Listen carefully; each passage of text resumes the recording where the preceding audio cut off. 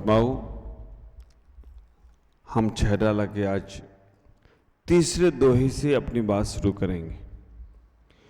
तीसरे दोहे में पंडित दौलत राम जी ने बहुत सारी बातें कही।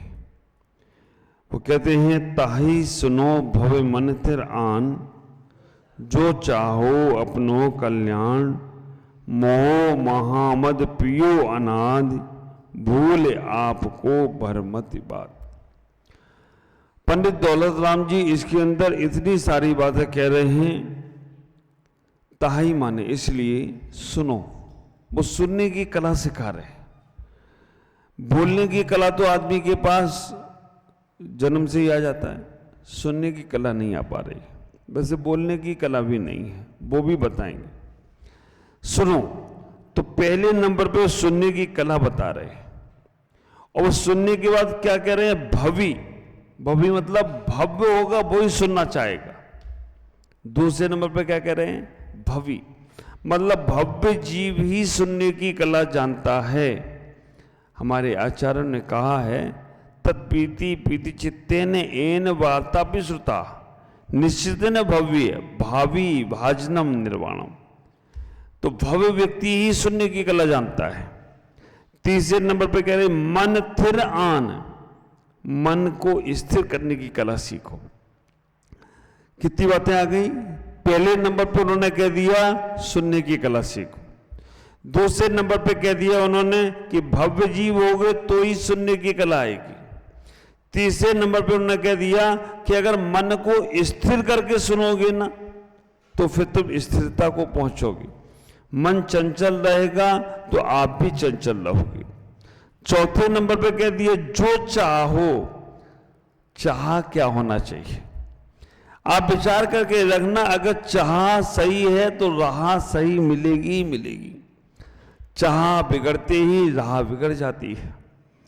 चौथे नंबर पे कह दिया, चाह अच्छी रखो। फिर अपनों कल्याण, पर का कल्याण नहीं। पंडित दौलत राम जी कह रहे अपनों कल्याण, हमें अपना कल्याण करना है। अभी हम पर कल्याण में लगे हैं। भगवान महावीर स्वामी ने कहा जियो और जीने दो, लेकिन हम लग गए हैं करो और करने दो। ख्याल करके रखना, करो और करने दो पे लग गए हैं। तो हमें यहां अपना कल्याण, आचार्य कह रहे हैं, पंडित दौलत राम जी कह रहे हैं, 5वें नंबर पर अपना कल्याण करना चाहते हो तो क्या कहा? फिर मोहो।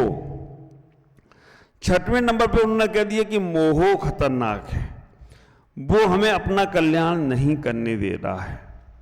मोहिनी कर्म का उदय चले तो कितना भी बड़ा ज्ञानी हो लेकिन कल्याण नहीं कर सकता। तो मोह को समझो। फिर उन्होंने 6वें नंबर पे कह दिया महामद।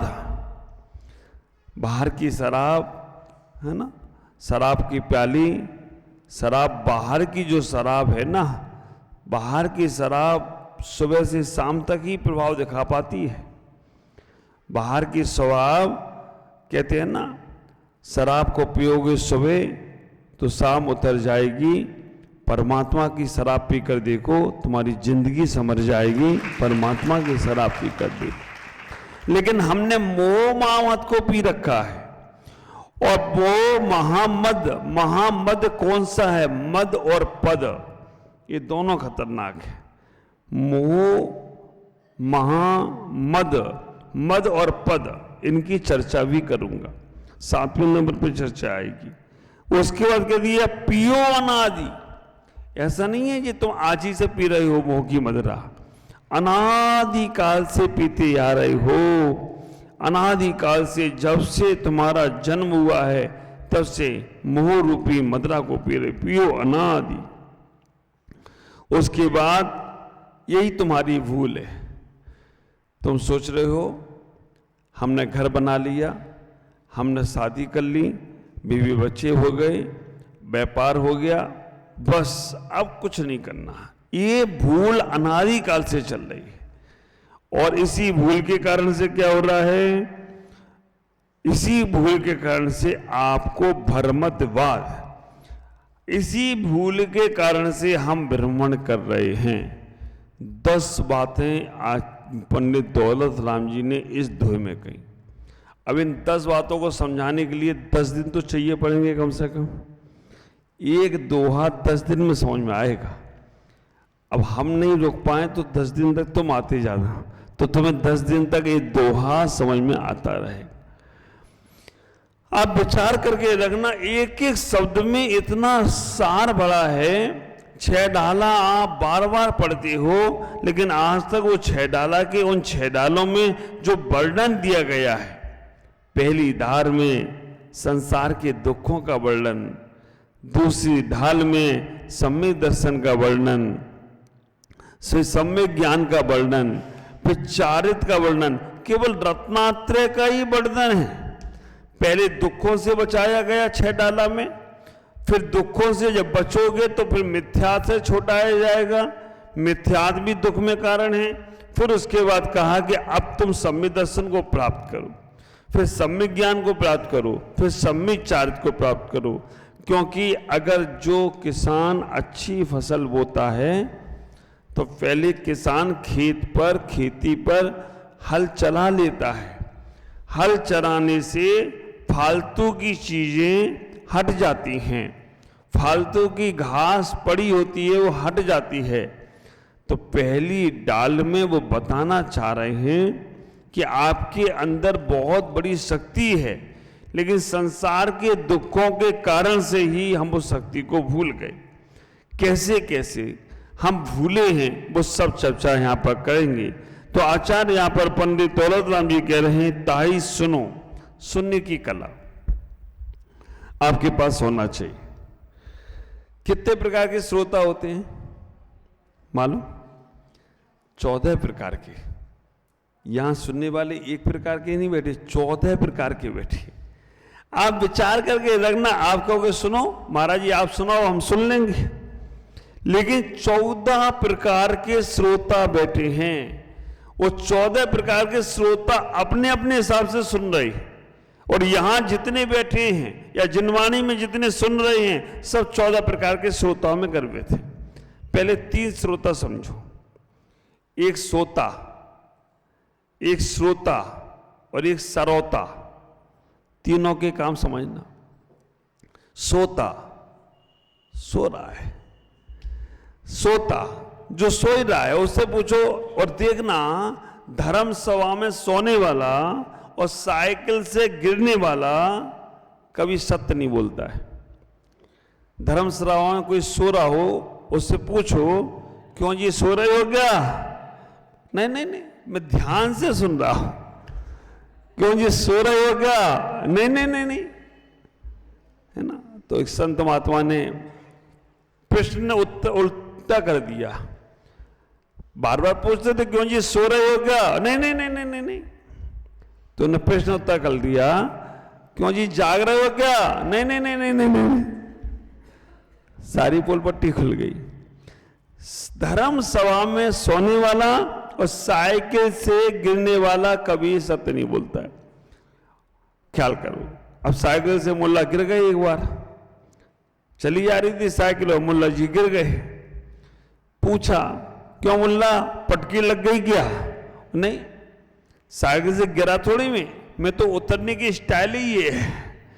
ऐसा आदमी होता है जो धर्म क्रिया में, और आप विचार करना अक्सर आप सबके साथ ये होता है, महाराज का प्रवचन हो या शास्त्र स्वाध्याय हो या तत्व की बातें हो, नींद आने लगती है। हमने कहा ये सबसे अच्छा इलाज है। किसी आदमी को नींद नहीं आती हो, दवाई खाने की जरूरत नहीं है, सभा में बैठा दो उसे, स्वाध्याय में बैठा दो, बिना दवाई के नींद आने लगेगी। हा? तो क्यों नींद आती है? कारण क्या है? कारण रुचि नहीं, इंटरेस्ट नहीं, या कुछ कर्म का उदय भी हो सकता है। ऐसा नहीं है कि सारा का सारा दर्शनावर्णी कर्म का उदय में हमें नींद ज्यादा आती है। तो हमें इतना ही विचार करके रखना कि जब वो बातें धर्म की चलती हों, अच्छी बातें चलती हों, तब हमें आपस में बात नहीं करना। जब धर्म की बातें चलती हों, अच्छी बातें चलती हों या कोई प्रवचन चलता हो, उस वक्त अगर तुम आपस में बातें करते हो या अपनी पूजाओं में लगे रहते हो या अपने और क्रियाकांड में लगे रहते हो या सोते रहते हो, महाराज जी का पाठ चल रहा है, अपन सोए जा रहे हैं, अब महाराज जी के यहाँ स्वाध्याय चल रहा है, अपने कमरे से नहीं निकल पा रहे। दर्शनावर्णी कर्म का बंद और ज्ञानावर्णी कर्म का बंद होता है। आप विचार करके रखना। अभी मैं दीमापुर में था, दीमापुर में हमसे किसी ने पूछ लिया, महाराज स्वाध्याय ज्यादा जरूरी है या पूजा ज्यादा जरूरी है? हाँ, स्वाध्याय करना चाहिए या पूजा करना चाहिए? क्या बोलोगे आप? फिर ये अम्माएं पूजा खोल के क्यों बैठ गई? जल्दी से जल्दी कर लो, भी महाराज जी हमारे जाना है।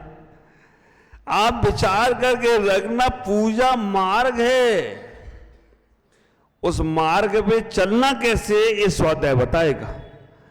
स्वाध्याय को परम तपका, अगर कहीं पे ग्रंथों का स्वाध्याय चल रहा है, तुम्हारी पूजा छूटती है तो छूट जाए, लेकिन स्वाध्याय नहीं छोड़ना।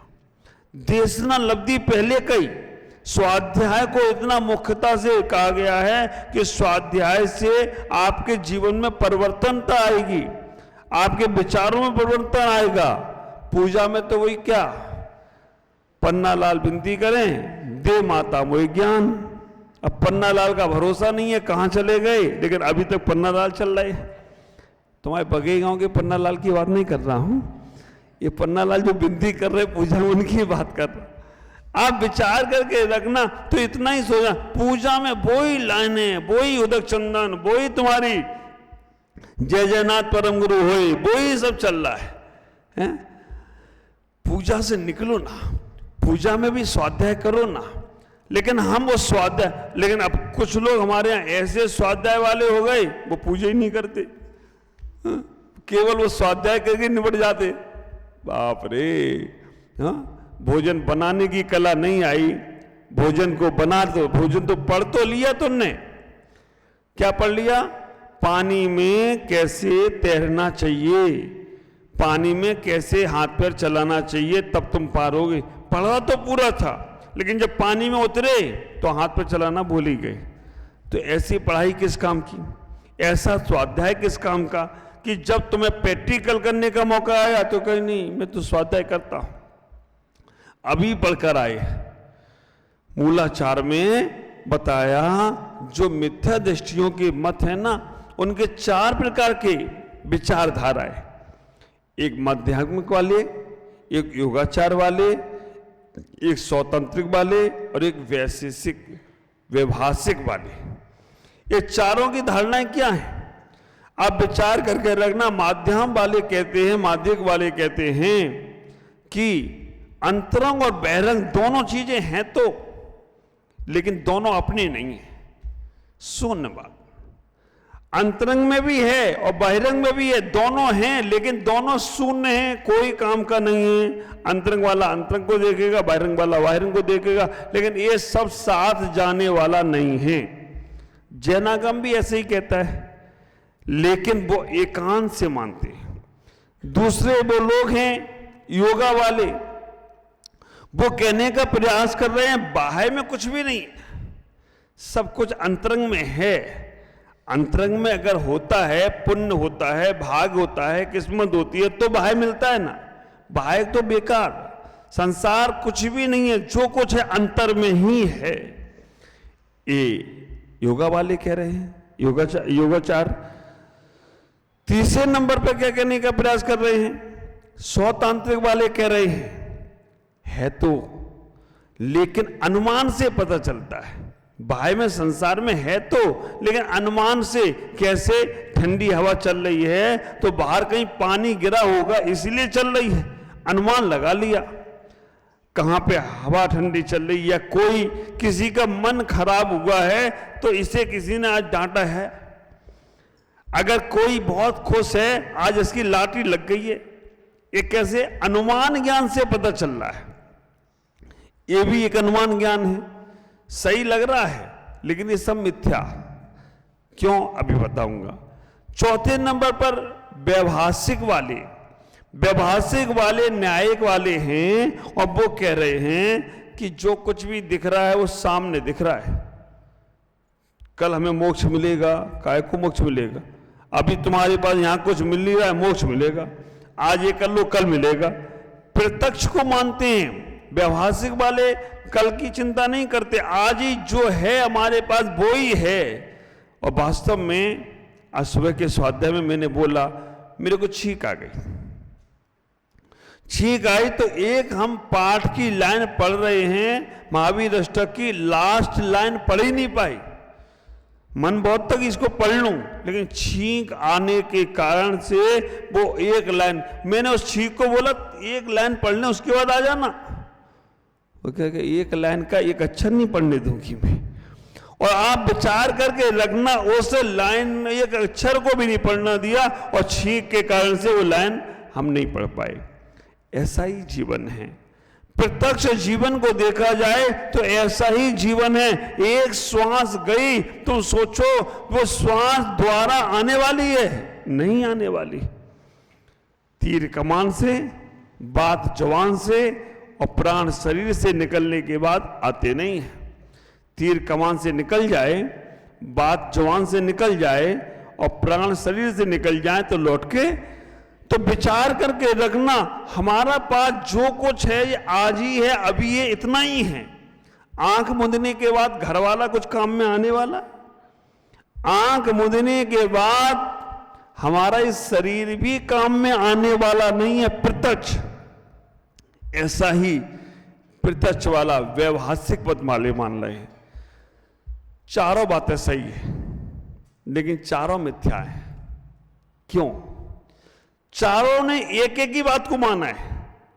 चारों ने, व्यवहारिक वाला बोल रहा है जो प्रत्यक्ष दिख रहा है वो ही सही है। अगर ये प्रत्यक्ष वाला सब सही होता तो फिर हमारे कर्म जो परोक्ष में हम करके आए वो हमें आज क्यों पेर रहे हैं?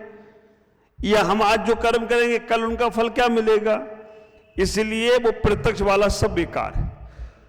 अगर हम आज दुखी हो रहे हैं, आज हम सुखी हो रहे हैं, तो जो मेरा आज का तो नहीं है ना, पूर्व जन्म का है। अब वो कहते हैं आज ही का है। ऋणम घित्वा तिक्तम पिक्त्वा, ऋण लेके घी पियो तो मैं जवाब बदला तो देना ही नहीं। ऐसा बौद्ध मत है, ये न्यायिक मत है। दूसरे बोल रहे कि अनुमान से सब सही है। अब बोल रहे कि यहां ठंडी हवा चल रही है तो बाहर बर्फ गिरी होगी, पानी गिरा होगा। तो विचार करके रखना, भाई अगर बाहर किसी ने पंखा लगा दिया तो काय की बर्फ गिरी? हाँ, काय का वहां पे वो होगा? तो इसका भी मतलब गलत हो गया, अनुमान से जो कुछ लगाया। तीसरे नंबर पे कह रहे हैं कि बाहर में कुछ नहीं है, जो है सो अंदर है। अगर बाहर में कुछ नहीं है तो भोजन लगे, भूख लगे, भोजन मत करो, क्योंकि भोजन भी तो अंदर ही है ना। तो उनका मत भी गलत हो गया। चौथे नंबर पे कह रहे अंतरंग में और बहिरंग में कुछ नहीं है, सब शून्य है। तो अंतरंग में और बहिरंग में कुछ नहीं है तो सब शून्य है, तो तुम बैठो ना आंख पर हाथ रखकर। काय को भूख लगती है तो खाना खाती हो, काय को तुम शादी करते हो, काय को तुम व्यापार कर रहे हो, जब है ही नहीं कुछ। तो ये सारे मत मिथ्या हो गए, इसीलिए कह दिया ये मिथ्या मत है। बातें सही लगती हैं, लेकिन हमें जब ज्ञान होता है तब समझ में आता है। तो सुनने की कला, श्रोता, जो श्रवणता को प्राप्त होता है वो श्रोता है। जो तत्वों की चर्चाओं को नहीं समझना चाहता है वो श्रोता है। और श्रोता जो अच्छी बातों को भी काटे, श्रोता होता ना, सुपारी काटते उसे श्रोता बोलते। कुछ भी अच्छा बोलो वो तुरंत बात को काटता है, वो श्रोता है। कुछ भी तुम बोलो वो अर्थ सही निकालता है जिससे आत्मकल्याण हो सके, वो श्रोता है। और जो कुछ भी बोलो उसे मालूम ही नहीं है, वो श्रोता है। हमें इन तीनों में कौन सा बनना है? श्रोता बनना है। ना श्रोता बनना है ना श्रोता बनना है, हमें श्रोता बनने का प्रयास करना। अगर एक कला तुम्हारे पास आ गई तो समझ के रखना तुम जीवन में श्रवणता को प्राप्त होगे। और श्रवण जब श्रवण करोगे ना तब श्रमण बनोगे। हम साधुओं को बोलते हैं श्रमण। श्रमण कब बने हम? जब श्रवण की कला आई। 7:30 बज चुके हैं, क्या विचार है? बोलूं या बंद कर दूं? बोलूं?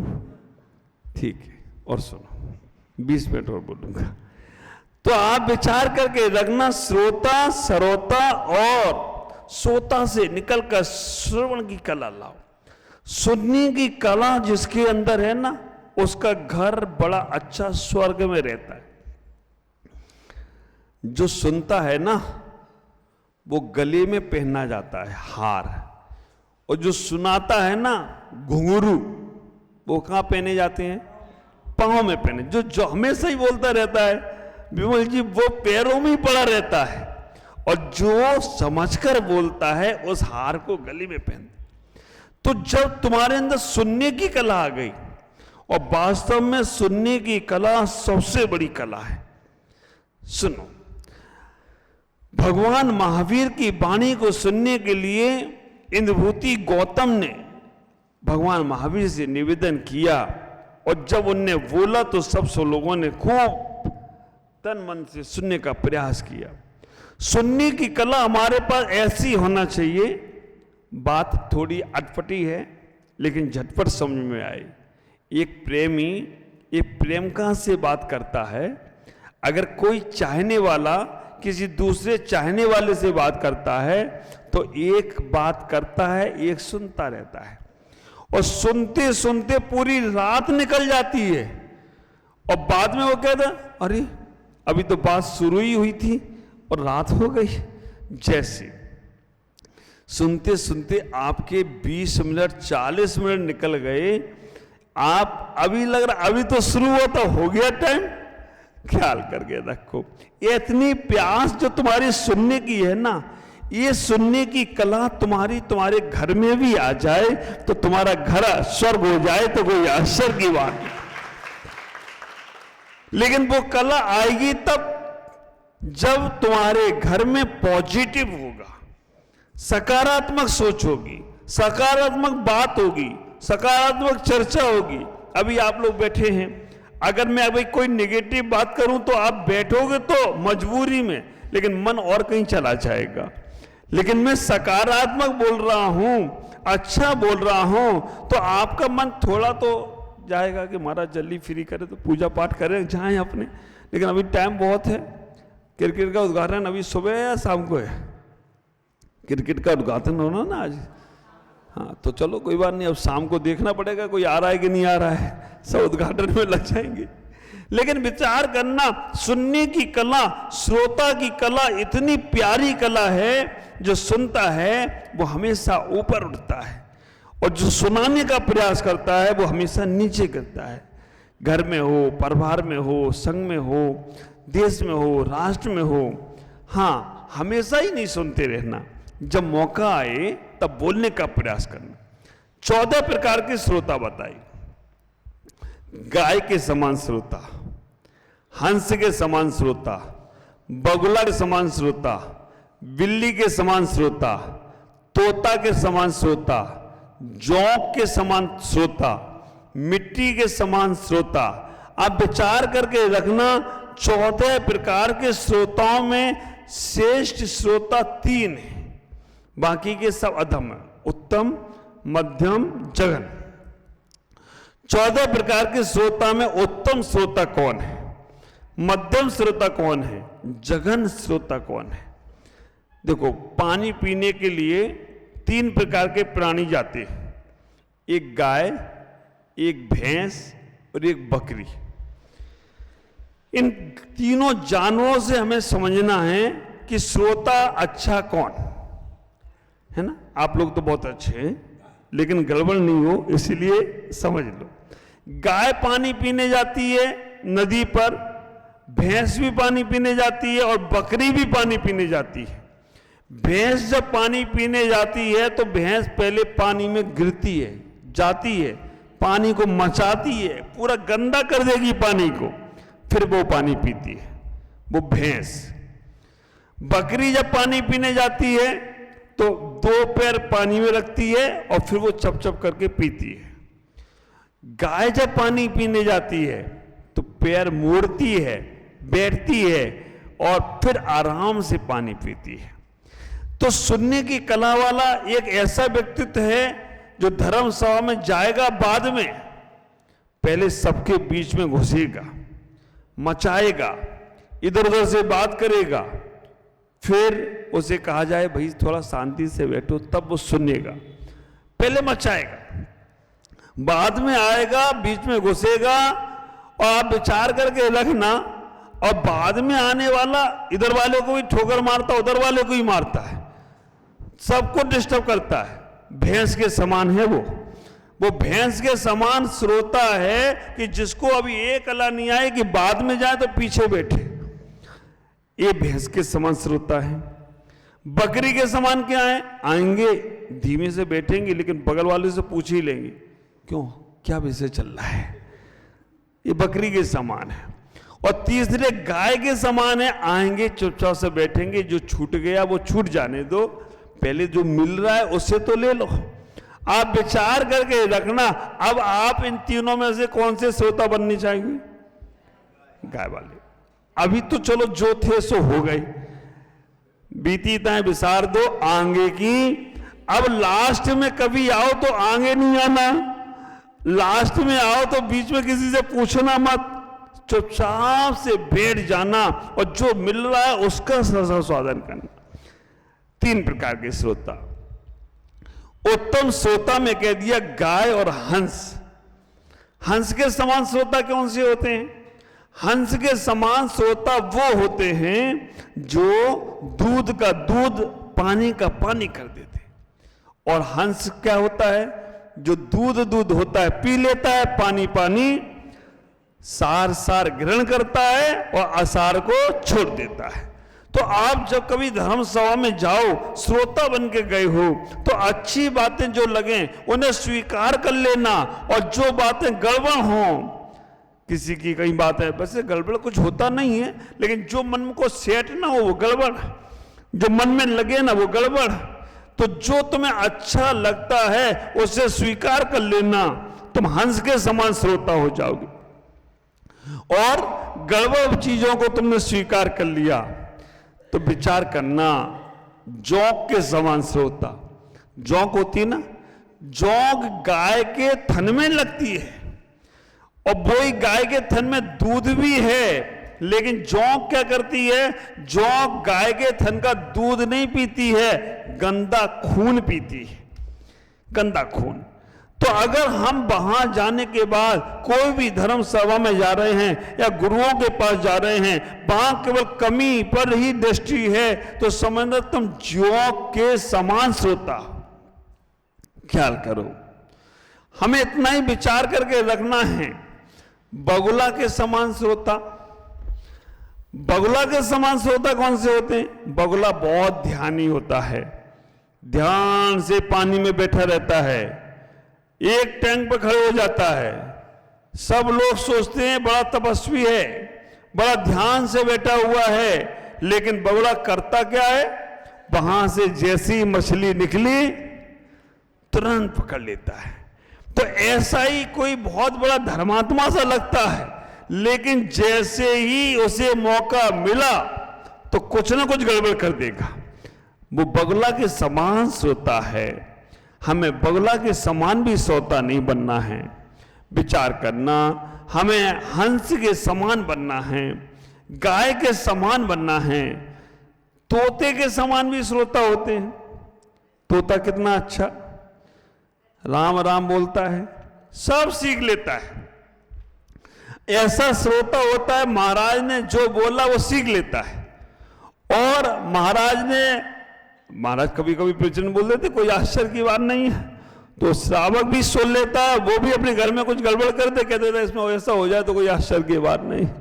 हमारे कई बोल देते हैं, महाराज जी अगर बगई गांव में महावीर जयंती कर लें तो कोई आश्चर्य की बात नहीं। आप विचार करके रखना, मेरी बातों को तो याद कर लिया, लेकिन उन बातों को अमल भी करना है, तोता याद तो कर लेता है, तोता पूरा रट तो लेता है, लेकिन रटने के बाद तोते को पूछा जाए कि इसका मतलब क्या है, उसे मतलब नहीं मालूम।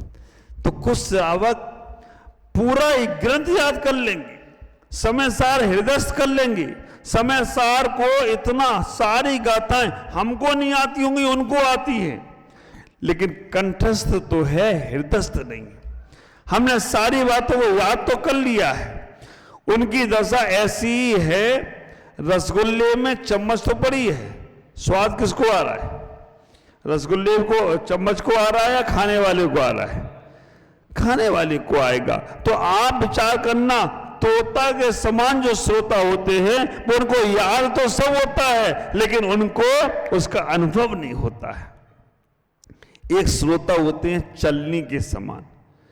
चलनी देखी, चलनी के समान जो श्रोता होते, चलनी में और सूप में अंतर क्या है?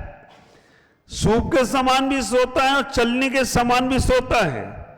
चलनी में और सूप में अंतर इतना ही है, चलनी, जब चलनी से हमको छानते हैं ना, तो सार ऊपर रहता है या नीचे गिर जाता है? चलनी से जब छानते हैं तो आप विचार करके रखना, कंकड़ पत्थर तो चलनी में रह जाते हैं और सार होता है वो नीचे गिर जाता है। और सूप में छानते हैं तो क्या होता है? कंकड़ पत्थर बाहर रह जाते हैं और सार अंदर रह जाता है। तो हम एक चलनी के समान श्रोता हैं, तो क्या होता है? सार सब गिर जाता है, असार साकार को देखते रहो। और सूप के समान श्रोता बन गए ना, तो विचार करना, असार बाहर छूटेगा और सार तुम्हारे पास रह जाए। अच्छी बातों को स्वीकार कर लेना और खराब बातों को छोड़ देना। वो सार समाप्त संस्कार करने वाले सूप के समान हैं और चलनी वाले ऐसे हैं कि वो असार जो होता है छोड़ देते हैं। महाराज जी प्रवचन बहुत अच्छा करे, महाराज जी प्रवचन बहुत अच्छा करे। क्या करे, क्या बोला महाराज ने, ये मत पूछो, महाराज बोले बहुत अच्छा। हमारी दशा ऐसी दशा हो गई है कि हमने जो टॉनिक दिया, जो दवाई दी कि आपको अपने जीवन में सुनने की कला रखना, घर में हो, परिवार में हो, देश में, समाज में, राष्ट्र में, सुनो फिर बोलो, वो तो छूट गया। हमने, महाराज ने प्रवचन अच्छा किया, तो आप विचार करके रखना, जब तक सुनने की कला नहीं आएगी।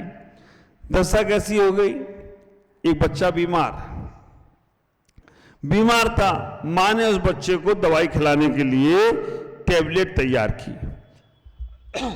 टैबलेट देने के लिए उसको दिया, मुंह में रखा, चम्मच में घोल के दिया उसको, मुंह में रखी दवाई, उसने मुंह टेढ़ा किया, दवाई सब बाहर। पहले तो खाए नहीं, अब मां ने कि दवाई नहीं जब तक खिलाएंगे तब तक ये ठीक होगा नहीं। तो मां ने कहा इसको रसगुल्ले अच्छे लगते हैं। मां ने वो टैबलेट रसगुल्ले में रखी और उस छोटे से बेटे को बोला कि बेटा रसगुल्ला खाएगा? उसने कहा हाँ मां, मुझे रसगुल्ला तो मेरी फेवरेट डिश, फेवरेट मिठाई है। रसगुल्ला दे दिया उसे, मां अपने काम में लग गई। मां ने कहा चलो रसगुल्ले के बहाने इसके पेट में दवाई तो पहुंच गई, बहुत अच्छा हो गया, अब ये ठीक हो जाएगा। थोड़ी देर बाद मां ने पूछा बेटा रसगुल्ला खा लिया? उसने कहा हाँ मां, रसगुल्ला तो खा लिया, लेकिन जो उसमें गुठली थी ना वो फेंक दी मैंने।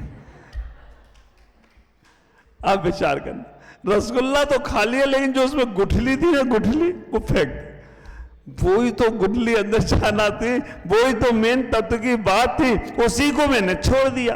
तो विचार करना, प्रवचन तो तुमने सुन लिया, तोते की तरह याद भी कर लिया, लेकिन उसमें क्या कहना चाह रहे हैं? आज पंडित दौलत राम जी कह रहे ताई सुनो, सुनने की कला सीखो, और सुनने की कला में जब तक आप सामने वाले को खाली नहीं करोगे तब तक तुम कुछ भी बोलो उसे समझ में नहीं आएगा। पात्र खाली होता है तो उसमें आप पानी भी डालोगे ना, तो पात्र में पानी भी उपयोगी होगा। और उस पात्र में कचरा भरा है, उस पात्र में कुछ खट्टा लगा है, अमृत भी डालोगे तो बेकार का है। इसलिए आज ही से संकल्प करना, पहले सामने वाले को सुनना, फिर बाद में अपनी बात करना, और सुनने को मंथन भी करना कि कहां तक ये बात सही है, कहां तक ये बात गलत है। अगर ऐसा मंथन चला और फिर तुमने एक बात भी कही तो बात का प्रभाव पड़ेगा, और वो भी बोल रहा है और तुम भी बोल रहे हो, तो इनका प्रभाव पड़ने वाला नहीं है। इतना ही विचार करो। सुनने की कला के लिए कहते हैं, सुनने की कला इतनी प्यारी है, जो सबकी सुनता है उसकी सब लोग सुनते हैं, और जो किसी की नहीं सुनता है उसकी बात उसके घर वाले भी नहीं सुनते। अगर तुम सबकी सुनकर अपने जीवन को जीते हो तो तुम्हारा जीवन बहुत अच्छा होगा। मिट्टी के समान होते हैं श्रोता, देखना, मिट्टी, पत्थर और चीनी, ये तीनों को समझना। 14 प्रकार के श्रोता में ही है, मिट्टी, चीनी और पत्थर। पत्थर खूब पानी में पड़ा रहे, गीला होता है क्या? हाँ, पत्थर पानी में पड़ा है, जब तक पानी में है तभी तक गीला है। जब तक तुम धर्म का उपदेश सुन रहे तभी तक बैरागी हो, जब तक अच्छी बातें बोलने लग रही हैं, अरे वास्तव में बात सही कर रहे, एक श्वास आने के बाद दोबारा सांस आएगी नहीं, जीवन में कुछ नहीं, इस धरा का इस धरा पर सब धरा रह जाएगा, मुट्ठी बांधी आया है हाथ पसार ले जाएगा, ऐसा बैराग हो रहा है। लेकिन वो पत्थर पानी में पड़ा तभी तक है, पानी से जैसे पत्थर निकला थोड़ी देर तक और गीला रहेगा, उसके बाद सूख जाएगा। पत्थर के समान वो श्रोता है। मिट्टी के समान श्रोता, मिट्टी पानी में जाती है तो ऊपर भी गीली होती है, अंदर भी गीली होती, वो जल्दी से सूखती नहीं है। लेकिन जैसे ही राग देश की धूप लगेगी वही पत्थर हो जाएगी। ऐसे भी श्रोता होते हैं जो धर्म का उपदेश सुनते हैं, थोड़े दिनों तक प्रभावित भी रहते हैं, लेकिन जैसे ही विपरीत परिस्थिति आती है ना, आप विचार करके रखना, जिनके अनुमान पूरे ना हो उनके भगवान बदल जाते हैं, है ना। ये भगवान से मेरे अनुमान पूरे नहीं हो रहे, चलो भगवान बदलो, दूसरे भगवान पे चलो। मंदिर बदल जाते हैं, गुरु बदल जाते हैं, अनुमान जहां पूरे हो वहीं चले जाते हैं, वो सब मिट्टी के समान है। तीसरे नंबर के श्रोता चीनी के समान।